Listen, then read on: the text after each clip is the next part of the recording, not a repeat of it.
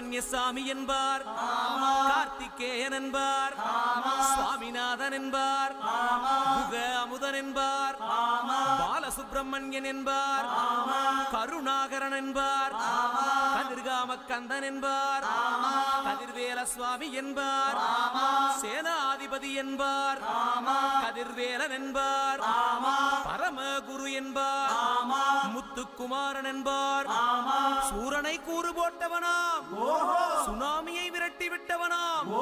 போகர் கொடுத்த பொக்கிஷமாம், பஞ்சாமிர்த பிரியனாம், பக்துமலை சுவாமியாம். அப்படிப்பட்ட முருகனவன் ரொம்ப ரொம்ப சின்னவனா சுவாமி,